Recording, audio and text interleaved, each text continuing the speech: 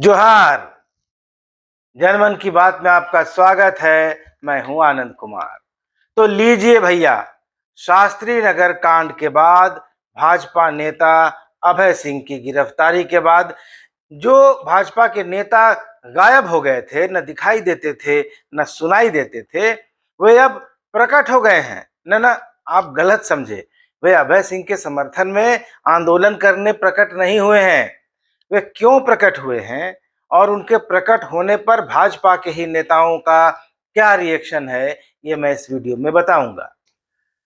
मैं आपको ये भी बताऊंगा कि कैसे एक पूर्व मुख्यमंत्री बीजेपी की तरफ से अभय सिंह की गिरफ्तारी की निंदा करके गए ही थे कि 2 दिन बाद राज्य के पूर्व मुख्यमंत्री, पहले मुख्यमंत्री और बीजेपी के नेता विधायक दल ने भी भाजपा की ही तरफ से न सिर्फ शास्त्री नगर कांड की निंदा कर दी, बल्कि अभय सिंह की गिरफ्तारी की भी निंदा की। उन्होंने धरना पर भी जाकर बैठे और पुलिस प्रशासन की भूमिका पर सवाल खड़े करते हुए इसकी सीबीआई जांच की मांग भी कर डाली।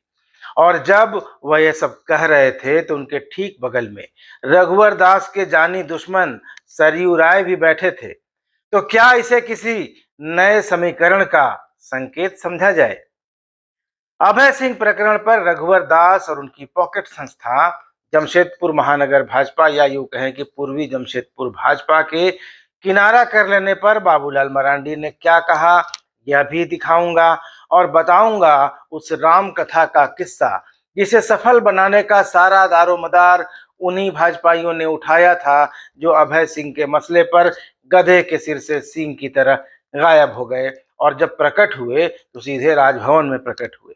लेकिन इस चैनल को पहले सब्सक्राइब कीजिए, फिर सब बताता हूं। इस फोटो को गौर से देखिए, देखिए देखिए। ये लोग जमशेदपुर के शास्त्री नगर में पिछले 8 और 9 अप्रैल को घटी घटना और उसमें प्रशासन के रवैये को लेकर झारखंड भाजपा के प्रतिनिधिमंडल के साथ राज्यपाल से मिल रहे हैं। गौर कीजिए, यह वही महानगर भाजपा है जिसने अभय सिंह का समर्थन करने से इनकार कर दिया था। इसको लेकर जब जमशेदपुर में ही भाजपा के कार्यकर्ताओं ने इनकी थुक्का फजीहत कर डाली तो ये लोग अब डैमेज कंट्रोल में जुटे हैं। इस प्रतिनिधिमंडल में भाजपा जमशेदपुर महानगर के वैसे पदाधिकारी भी हैं जो न तो शास्त्री नगर की घटना और उसके बाद अभय सिंह की गिरफ्तारी के बाद न दिखाई दिए, न उनकी आवाज ही कहीं किसी फोरम पर सुनाई दी। लेकिन आज देखिए कितनी अच्छी फोटो आई है इनकी। अध्यक्ष, महामंत्री सब अचानक दिखने लगे होटलों पर, चैनलों में और कल के अखबारों में भी ये लोग दिखेंगे। फोटो में डॉक्टर दिनेशानंद गोस्वामी अकेले नेता हैं जिन्होंने अभय सिंह का खुलकर समर्थन किया, उनसे हवालात में मिले, हिंदू संगठनों के धरना पर भी बैठे। लेकिन उनको ऐसे नेताओं के साथ जाने की क्या जरूरत थी? क्या जरूरत थी उनको ऐसे नेताओं के साथ जाने की जिनको बीजेपी के ही नेता कार्यकर्ता गरिया रहे हैं? उदाहरण देखिए, भाजपा नेता शैलेंद्र सिंह ने अपने फेसबुक पेज पर लिखा है, 44 डिग्री गर्मी है, पार्टी के सभी कार्यकर्ता जेल में हैं, बेल की चिंता नहीं है, खेल हो रहा है। एक और पोस्ट में वह लिखते हैं, भाजपा के लोग राज्यपाल को ज्ञापन देंगे, फोटो खिंचवाएंगे, परंतु कार्यकर्ता के लिए आंदोलन नहीं करेंगे क्योंकि भाजपा के संविधान में लिखा हुआ है। इस पोस्ट की कार्यकर्ताओं के बीच बहुत चर्चा है। शैलेंद्र सिंह सिमडेगा जिले के प्रभारी हैं और केंद्रीय मंत्री अर्जुन मुंडा के करीबी माने जाते हैं। इस फोटो में या तो रघुवर दास खेमे के लोग हैं जिनके खिलाफ जमशेदपुर के भाजपाई प्रदेश अध्यक्ष से शिकायत कर चुके हैं, या फिर वैसे लोग हैं जिन्हें चुनाव में जनता बार बार रिजेक्ट कर चुकी है और कोई भी कदमा प्रकरण पर, शास्त्री नगर प्रकरण पर झांकने तक जमशेदपुर नहीं आया था। वैसे लोग अब सोशल मीडिया पर राजनीति कर रहे हैं क्योंकि भाजपा का आंदोलन और कार्यक्रम अब सोशल मीडिया पर होता है। तो अब आते हैं अभय सिंह के गिरफ्तारी के प्रकरण पर।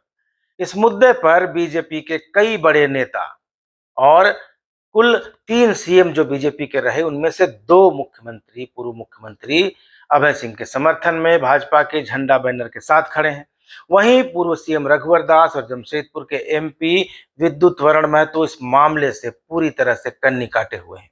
जमशेदपुर में अभय सिंह की गिरफ्तारी के विरोध में पिछले रविवार को काशीडीह दुर्गा पूजा मैदान में हिंदू पंचायत महासभा ने एक धरना आयोजित किया। इसमें बीजेपी के तमाम छोटे बड़े नेता और कार्यकर्ता शामिल हुए, दूसरे दलों के लोग भी शामिल हुए।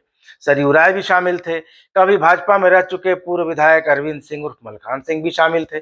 कभी सरयू राय और कभी रघुवर दास के बीच डोलते रहने वाले चंद्रगुप्त सिंह भी उसमें शामिल हुए, तो रघुवर दास के ही नजदीकी पवन अग्रवाल भी आए।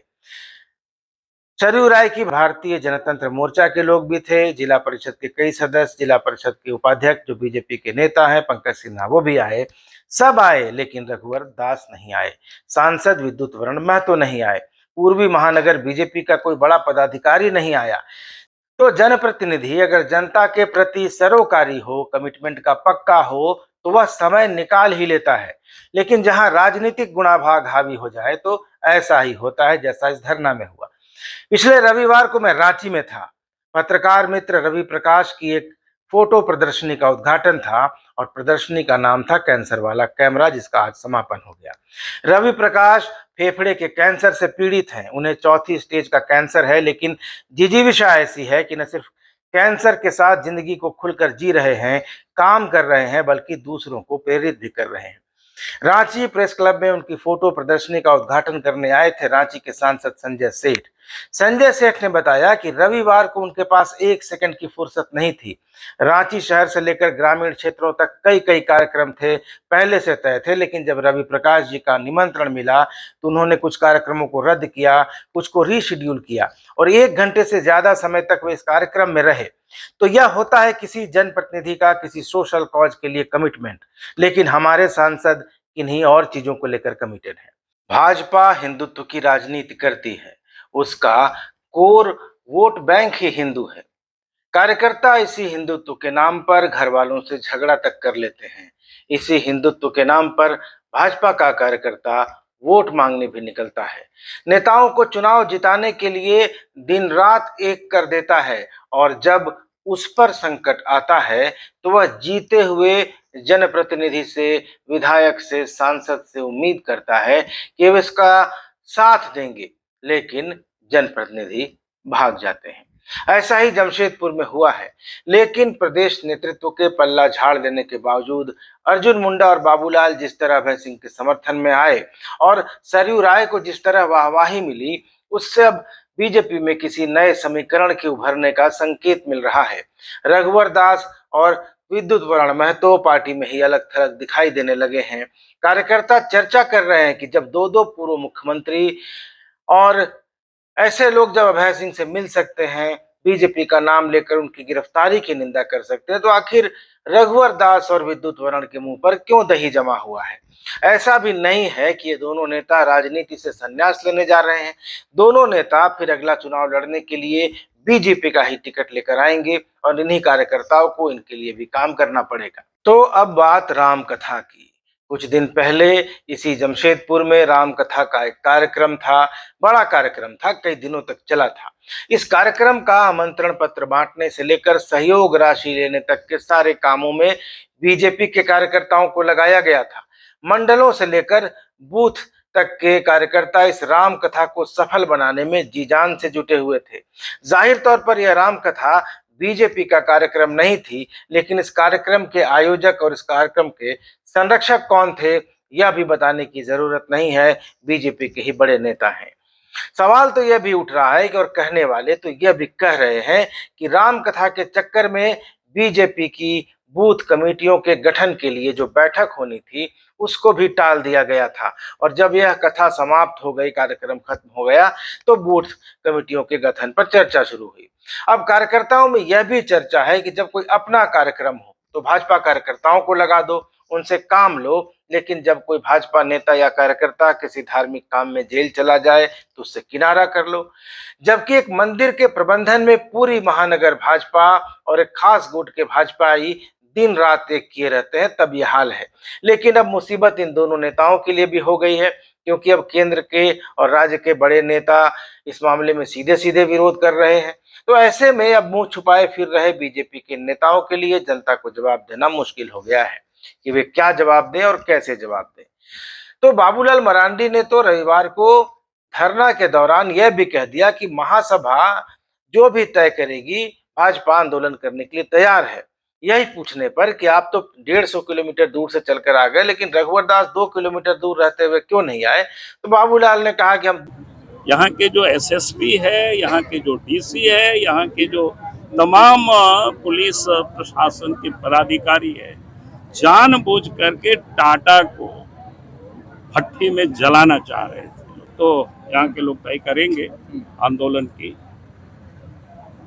हमने कहा कि पार्टी उसके साथ है, और दूसरा मैंने कहा है कि भाई पूरे मामले की सीबीआई से या फिर हाईकोर्ट के सिटिंग जज से सरकार को जो पसंद हो उसे जांच करानी चाहिए। आपके राष्ट्रीय उपाध्यक्ष है 2 किलोमीटर का दूरी तय नहीं कर पाते, आप 150 किलोमीटर तय करके आ जा रहे हैं। क्योंकि 2 किलोमीटर वाला तो काहे को आएगा, तो 2 किलोमीटर यही है, वो तो यहाँ दूर वालों को ही ना आना होता है। वो आपके नेता से मिलने भी नहीं है आपके नेता? अब एक दिन में सब लोग नहीं जाएंगे, धीरे धीरे करके जाएंगे। अरे कुछ दूरियां हैं क्या, कुछ विशेष है? नहीं, हमें ऐसा नहीं। आपके यह कहते हुए बाबूलाल जी का एक्सप्रेशन देखिए, उनका चेहरा ही सब बात कह दे रहा है। और सबसे बड़ी बात कि उनके बगल में सरयू राय बैठे हैं, और जब पत्रकारों ने उनसे पूछा कि आप लोग कब आ रहे हैं, क्या आपके बीच कोई दूरी है, तो उन्होंने कहा कि नहीं, हमारे बीच कोई दूरी नहीं है। तो पिछले सोमवार को केंद्रीय मंत्री अश्विनी चौबे रांची में थे। उन्होंने झारखंड में अराजकता की बात उठाई और हेमंत सोरेन को नसीहत दी कि वे अपने चेहरे से काला चश्मा हटाकर वास्तविकता को देखें। लेकिन सवाल है कि भारतीय जनता पार्टी का केंद्रीय नेतृत्व झारखंड भाजपा में फैली अराजकता पर जो काला चश्मा लगाकर बैठा है, उसे वह कब उतारेगा और उसे कब असलियत दिखाई देगी। इस वीडियो में इतना ही। वीडियो कैसा लगा कमेंट करके जरूर बताइएगा। मिलेंगे अगले वीडियो में, तब तक दीजिए इजाजत। धन्यवाद, नमस्कार।